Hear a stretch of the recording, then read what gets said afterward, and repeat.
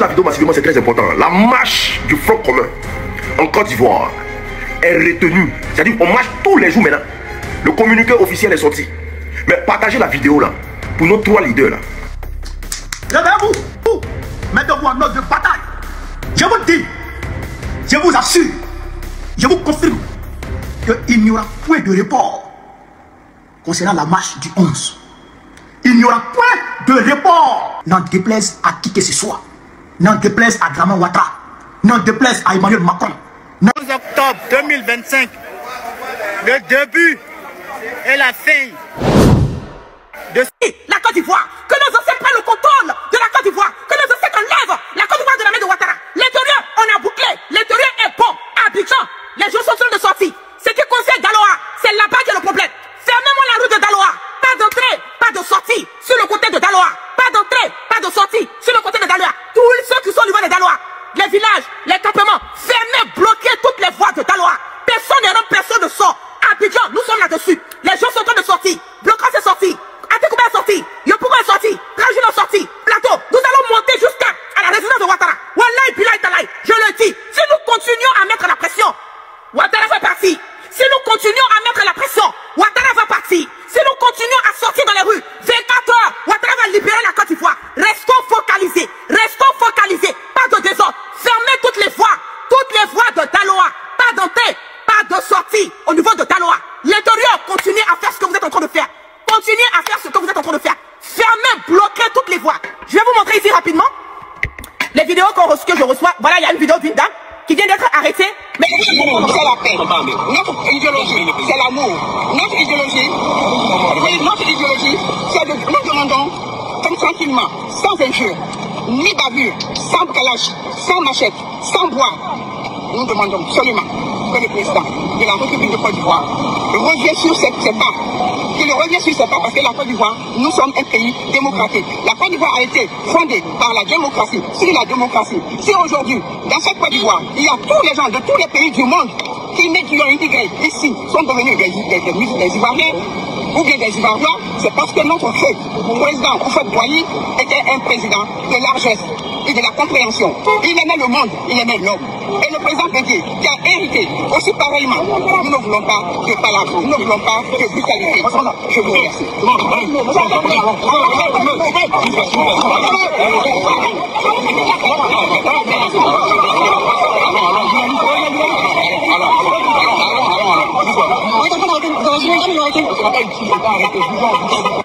Voilà, la dame parle pacifiquement, sans armes, et parle pacifiquement.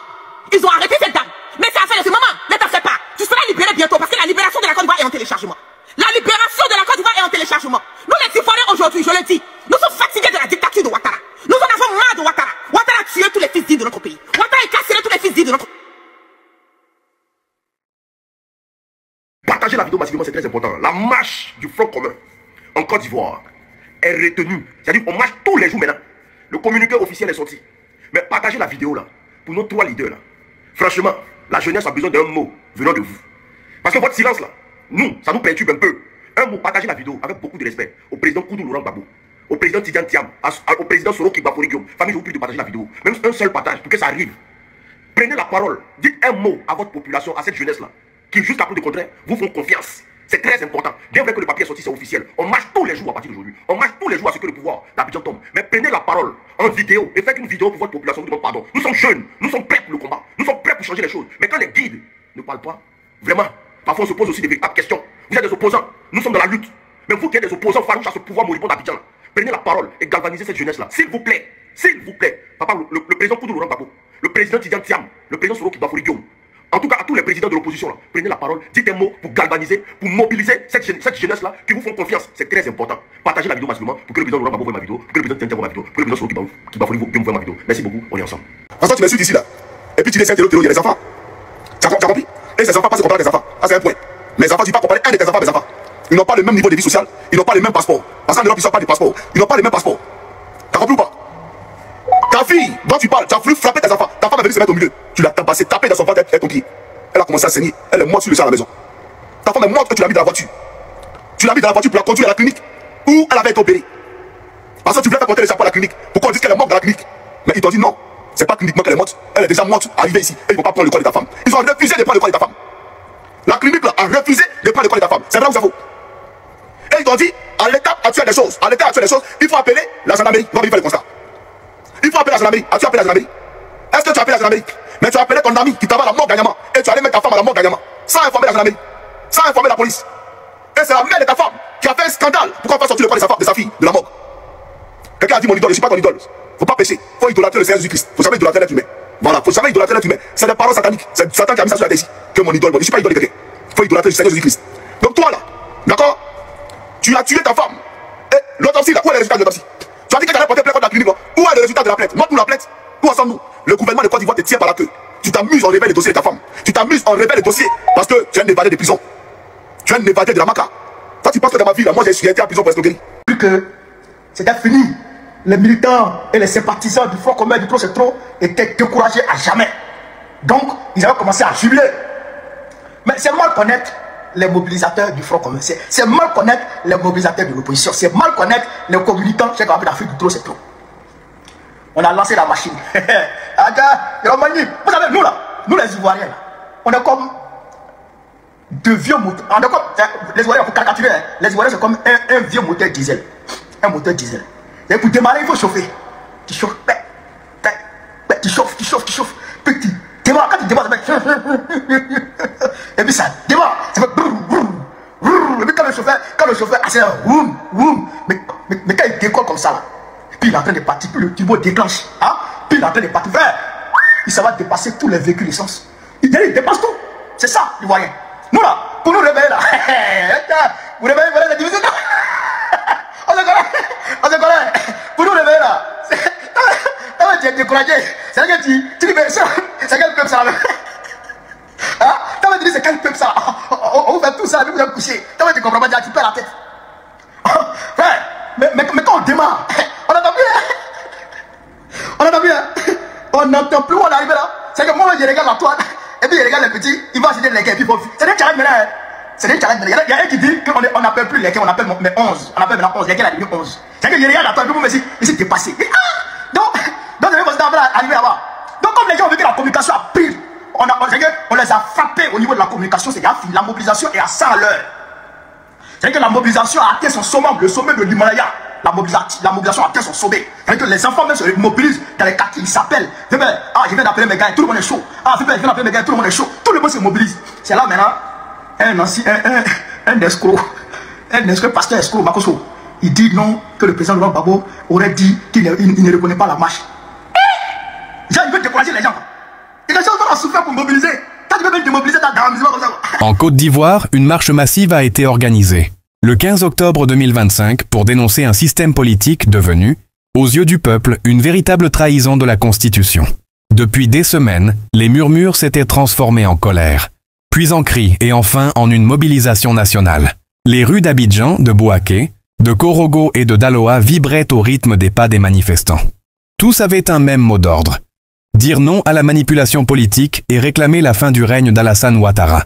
Ce jour-là, les pancartes s'élevaient comme des bras de vérité dans le ciel chaud du mois d'octobre. Les gens n'étaient pas venus par curiosité. Ils étaient venus parce qu'ils avaient compris que leur avenir, celui de leurs enfants, était en jeu. Depuis plusieurs mois déjà, une tension invisible flottait dans tout le pays. Le président Alassane Ouattara, qui aurait dû se retirer après 2 mandats, cherchait par tous les moyens à s'imposer encore une fois comme candidat. Il avait réussi, selon plusieurs observateurs, à manipuler la loi électorale, à écarter certains opposants et à se rendre de nouveau éligible, malgré les textes clairs de la Constitution.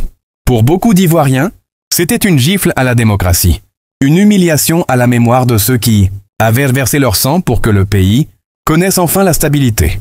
Les leaders de la société civile, les jeunes, les femmes, même des anciens partisans du régime, s'étaient rassemblés pour dire « stop ». La place de la République, au cœur d'Abidjan, était noire de monde. On pouvait entendre des chants, des tambours et surtout, cette phrase répétée sans cesse. On ne veut plus de lui. La Constitution, c'est pour tout le monde. Dans la nuit du 15 au 16 octobre, Abidjan ne dormait pas vraiment. Les quartiers populaires vibraient encore des échos de la journée historique.